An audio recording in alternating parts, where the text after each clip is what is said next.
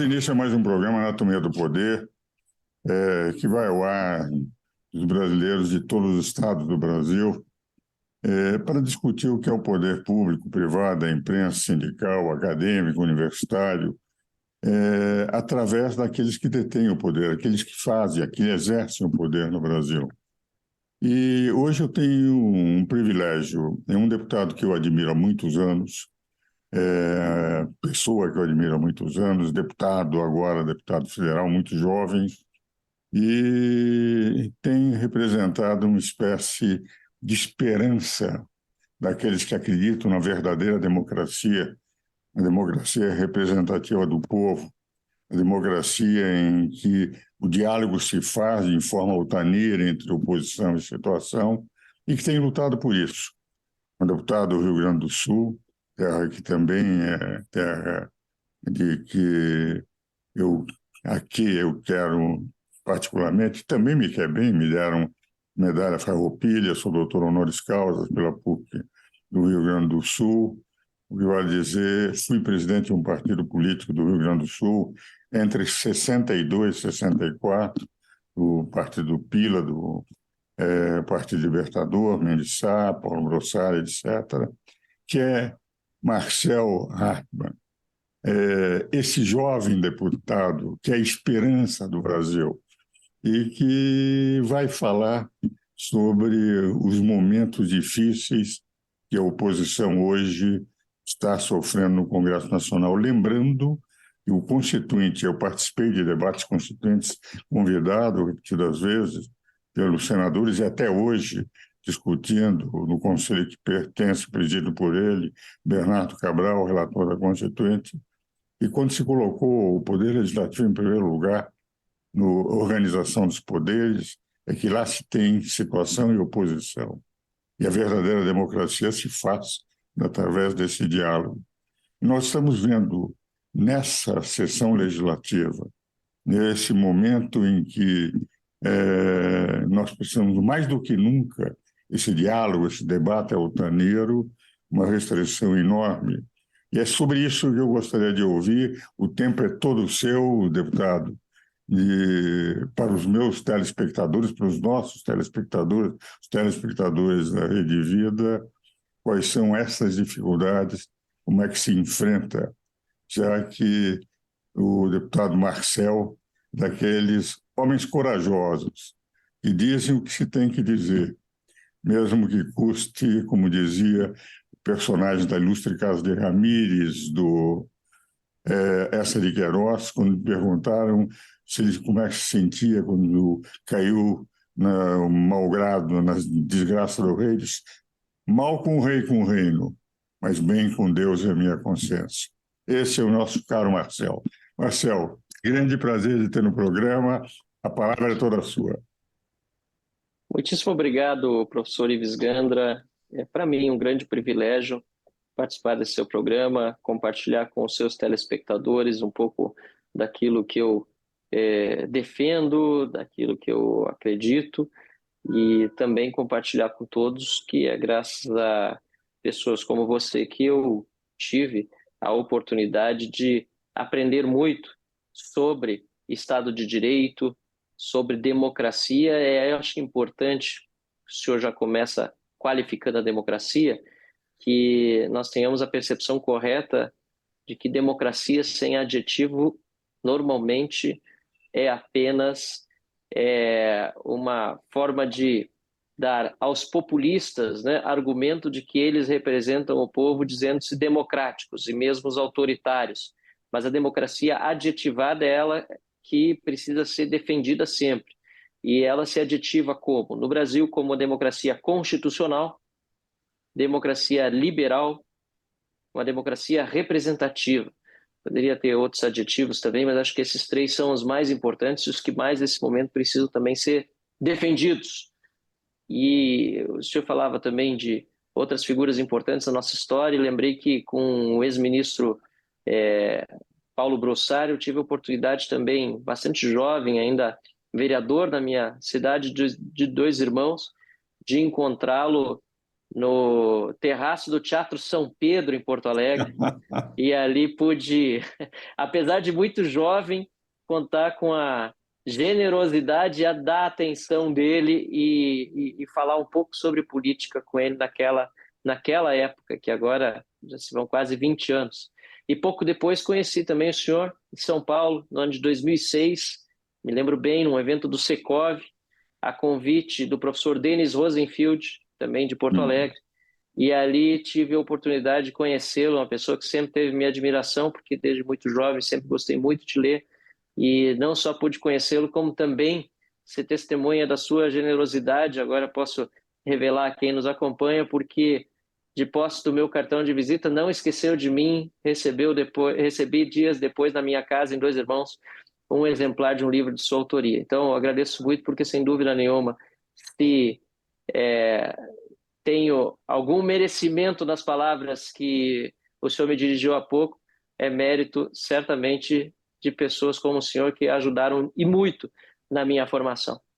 E é isso que nós precisamos valorizar nesses dias. Me parece que passamos dias muito sombrios no Brasil, em que a verdadeira doutrina, a verdadeira ciência, né, não está sendo colocada a serviço do público e está entrando em grande descrédito. Eu me pergunto, não fui estudante de direito, apesar de ter feito algumas cadeiras, eu cursei em relações internacionais, depois fiz uma especialização em direito, economia e democracia constitucional num curso coordenado pelo professor César Saldanha de Souza Júnior, o senhor também conhece, mas não fui estudante de direito propriamente dito como um curso.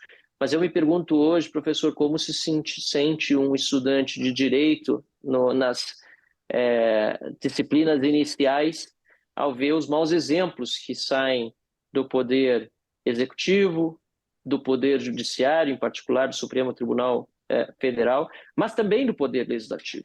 Eu não vou jogar pedra nos outros poderes antes de falar das responsabilidades que nos cabem, né, como deputados e como senadores. E, infelizmente, nós vemos que as duas casas estão ou subjugadas diante dos outros poderes, né, por interesses, verbas, favores ao poder executivo, ou por interesses escusos, né, em virtude do foro privilegiado, por exemplo, diante do poder judiciário.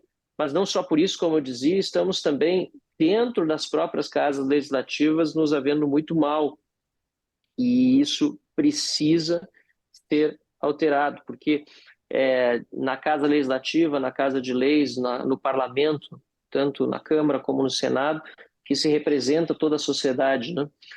O senhor bem disse, é ali que funciona a democracia de verdade, porque a situação, a oposição, há aqueles que se declaram independentes, enquanto o governo de turno ele é reflexo do que decidiu uma maioria, o parlamento é a composição da pluralidade da sociedade numa democracia representativa. E eu fico muito insatisfeito com os maus exemplos que Câmara e Senado têm dado, e eu vou me limitar apenas ao último e mais recente, que é o de aceitar uma decisão inconstitucional do Tribunal Superior Eleitoral de cassar um dos nossos, de cassar um deputado federal, ao arrepio do que diz a lei, ao arrepio do que diz a Constituição. A legislação, ou melhor, a própria atividade legislativa exercida pelo Tribunal Superior Eleitoral ao criar uma lei para retroativamente punir um deputado federal já deveria ser o suficiente para que a Câmara dos Deputados se negasse a cumprir essa determinação. Não obstante, por unanimidade, a mesa decidiu chancelar essa vergonhosa decisão de uma corte eleitoral que há tempo não vem cumprindo, né, com os ditames da Constituição. Então, esse mau exemplo que o próprio Legislativo tem dado ao Brasil precisa ser revertido, e eu na Câmara dos Deputados, pelo menos com a minha voz, porque não raro faltam outras parcerias do Parlamento para efetivamente conseguir, neste momento, pelo menos, reverter a situação, mas pelo menos com a minha voz eu deixo claro essa essa insatisfação da sociedade com o estado de coisas reinante no nosso país. Essa observação, do ponto de vista jurídico, a decisão do TSE foi uma decisão estranha. Um direito sancionatório, o direito penal e todas as formas de punição do direito, sempre a norma é interpretada a favor do réu. O indúbio pro réu não é uma norma brasileira, não é, vem do direito romano. Na dúvida, tem que se defender aquele que está sendo acusado. Basta dizer que nós temos, inclusive, a retroatividade benigna. A norma mais benigna posterior pode ser retroativa para beneficiar um réu punido por uma norma pior. E nós fizemos o seguinte, criamos uma nova hipótese. A mera investigação sem que tivesse havido realmente um processo administrativo que justificasse.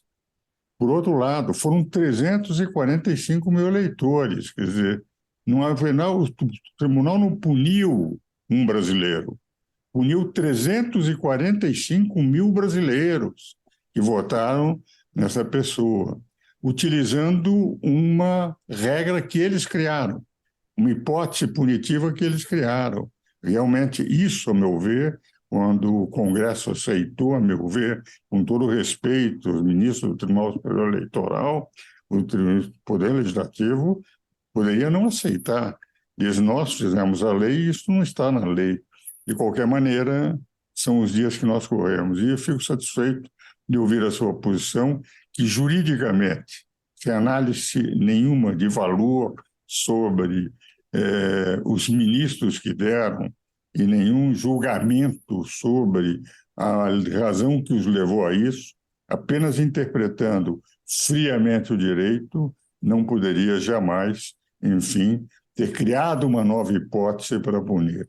Meu caríssimo deputado Marcel, nós vamos agora para os nossos comerciais e continuaremos a discutir questões políticas no próximo bloco.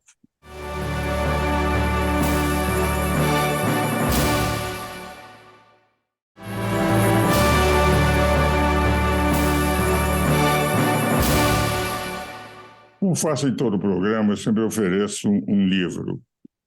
Eu vou lhe oferecer um livro de reflexões sobre talvez seja o melhor livro de meditação do mundo no século XX, escrito por São José Maria Escrivá. Eu tive, inclusive, na beatificação, na canonização dele em Roma, tenho correspondência com ele e fiz comentários. Então, é a minha luta à luz dos 999 pontos do caminho que eu vou lhe mandar para o Rio Grande do Sul. Meu caro deputado... Muito obrigado, professor. Ora, o que eu gostaria era de colocar nesse segundo bloco algo que realmente me impressiona. Richard Pirrat escreveu um livro chamado Democracy, da Universidade Yale, nos Estados Unidos. Ele mostrava, selecionando 20 democracias em que não tinha havido nenhuma ruptura institucional desde a Segunda Guerra Mundial, as 20 que eles consideravam mais estáveis democracias do mundo, e 19 eram parlamentaristas e só Estados Unidos presidencialista. E mostrava a superioridade dos verdadeiros parlamentos, onde está a totalidade da nação representada. O presidencialismo, como foi colocado nessa mesa que se diz presidencialista, na América Latina foi um fracasso. Nós tivemos rupturas no Brasil, tivemos rupturas no Uruguai, no Paraguai, na Argentina, no Chile, no Peru, na Colômbia, em toda a Venezuela, etc., o que demonstra que não funcionou. Não é? E se nós analisarmos o chamado pretendido presidencialismo de mitigado, o parlamentarismo lá francês e português, nós vemos que o que se procura valorizar é que no parlamentarismo que se tem, de rigor, a possibilidade, o primeiro-ministro, chefe de governo, chefe de Estado, tem outras funções, o chefe de governo sai do parlamento e há dois blocos, um bloco que o apoia e um bloco que não apoia. Se o bloco que o apoia deixar de apoiá-lo, o bloco que não apoia entra, o que vale dizer, tem fidelidade partidária, não há captura de orçamento, etc. Por essa razão é que os parlamentos são sempre valorizados desde João Sem Terra, desde 1215, quando os barões criaram de rigor uma espécie, o primeiro simulacro de parlamento. O que hoje nós temos é um sistema que se diz, como diz, presidencial, e nós não temos possibilidades. Vê se, por exemplo, a CPMI é fundamental. Em São Paulo, o secretário da Fazenda, da Justiça, quando soube que poderia haver aquele 48 horas antes, onde havia aglomeração de pessoas, fortaleceu a Polícia Militar. O ministro da Justiça não fez absolutamente nada. Vem a CPMI e diz, não pode ser convocado, que vale dizer. Uma mesa diretora, quem está presidindo, exerce calando um poder em que o falar é o mais importante. Eu queria, sobre esses dois temas, do CPMI e sobre esse presidencialismo que sufoca aqueles que querem falar e não podem, porque as pautas não são definidas. Qual é a sua opinião, deputado Marcelo? Bom, professor, em primeiro lugar, eu compartilho da opinião de que o sistema parlamentar de governo, ou parlamentarismo, é muito superior, independentemente do nome que se lhe dê.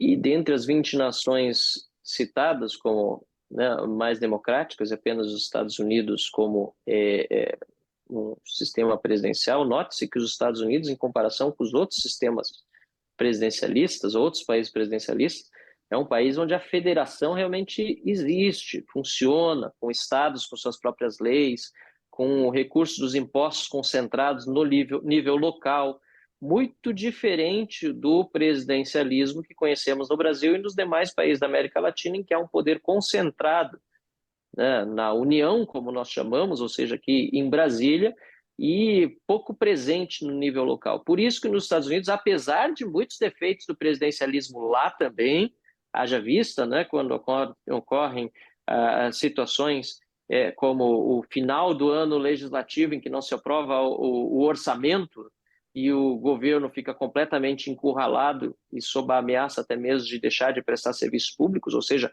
há também, em virtude do sistema presidencialista, com voto distrital e bipartidarismo, uma série de desafios que precisam ser enfrentados lá nos Estados Unidos, mas tem uma configuração federativa muito diferente dos outros países, o que faz com que o sistema presidencialista falhe tão miseravelmente no Brasil e no restante dos países em que é adotado. E esse sistema dito, né, presidencialista, mas que eu costumo chamar de um sistema despótico, porque acaba dando para um déspota, para alguém que está no centro do poder, muita autoridade, muito dinheiro, né, e, portanto, também, com perdão da redundância, muito poder, ele é repetido nas demais instâncias do poder, inclusive na condução de comissões parlamentares de inquérito como essa CPMI. Nós tivemos um problema muito grave que estamos discutindo agora no Supremo Tribunal Federal, que foi a decisão do presidente Arthur Lira, corroborada pelo presidente Pacheco, respectivamente da Câmara e do Senado, de privar o Partido Novo, a que eu pertenço, do direito a, como minoria parlamentar, ter espaço na CPMI, conforme diz o regimento comum e a Constituição. E por isso estamos debatendo esse assunto no Supremo Tribunal Federal. E não é porque foi o Novo atingido e a vaga do Novo foi destinada ao Partido dos Trabalhadores, um partido da maioria. Não, é porque a minoria precisa ser respeitada dentro dos seus direitos. O PSOL, por exemplo, a Rede, no ano passado, tiveram as vagas destinadas à minoria. A Rede, aliás, que tampouco superou a cláusula de barreira, como também não superou agora o Partido Novo. Argumento que passou a ser invocado pelo presidente da Câmara, Arthur Lira, e corroborado, repito, pelo presidente do Senado, Rodrigo Pacheco, como suficiente para nos retirar dos trabalhos da Comissão Parlamentar Mista de Inquérito. Além disso, nós estamos vendo uma série de atitudes da mesa diretora, e em particular da relatora, que é a designação do presidente da Comissão Parlamentar Mista de Inquérito, de usurpar o direito da minoria à investigação.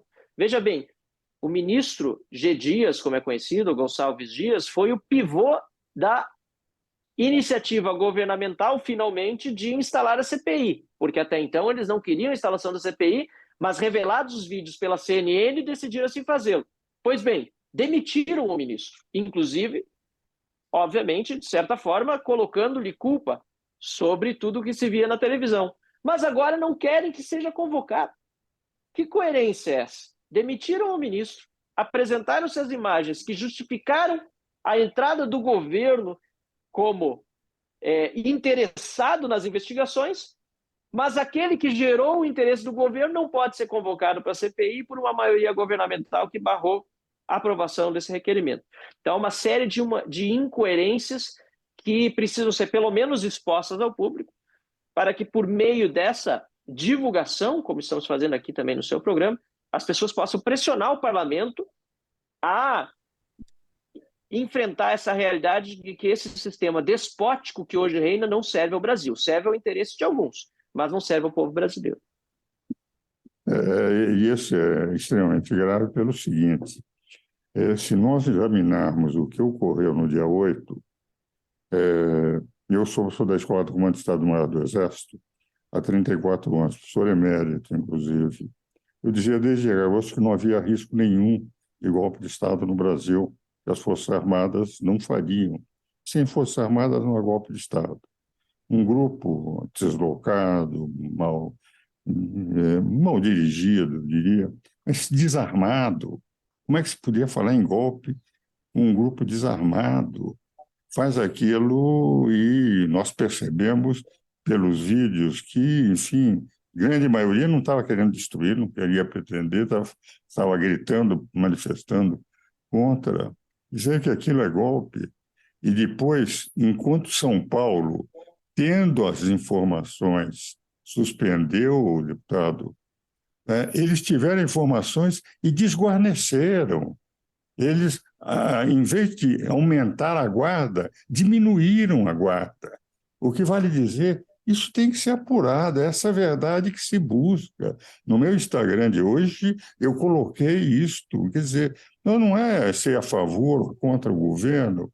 O que nós queremos como povo, como cidadão, que só pode falar através dos seus representantes, nós queremos ouvir, saber o que é, e não por interesse meramente político daqueles que têm responsabilidade com o artigo 5º, 43 da Constituição, declara que os que se omitiram têm idêntica responsabilidade com os que o praticaram, já que eles chamam golpistas e, portanto, terroristas, teriam que ter esse tratamento, não tiveram. Enfim, é algo que, a mim, como professor de Direito, não sou político, eu sou exclusivamente advogado e professor de Direito, isso me choca muito, o que leva a acreditar que realmente o Brasil não é uma democracia plena, como diz o Instituto Verdem, lá da Suécia. E eu corroboro isso, tenho dito, inclusive, que já passamos por uma ruptura institucional. É difícil estabelecer o momento em que isso ocorreu, mas me parece que os inquéritos secretos do Supremo Tribunal Federal são um ponto de partida a ser considerado no início do ano de 2019, e a falta de respeito ao devido processo legal e aos ditames da Constituição por parte do poder que deveria justamente mais preservá-los, que é o Judiciário, o Supremo Tribunal Federal, dão a indicar que, de fato, não vivemos mais em uma democracia. Antes de encerrar, professor, só queria dizer que retribuirei o seu presente com um livro de minha autoria, do teólogo luterano Tiago Albrecht, que é vereador em Porto Alegre, chamado Política é Coisa do Diabo? É uma pergunta, tá? É uma reflexão, enviarei para o senhor, espero que tenha uma boa leitura e que, obviamente, o senhor já conhece a resposta a essa pergunta, mas é importante fazermos a reflexão até que ponto política pode ser coisa do diabo e o quanto é importante termos mais cristãos verdadeiros participando da política. Meu caro deputado Marcel, agradeço muitíssimo a sua participação aqui no programa, agradeço pessoalmente a recepção que terei do livro e que irei receber, porque é muito importante, escrito por quem entende de política como um amigo. Meus caros telespectadores, eu os espero novamente no próximo domingo.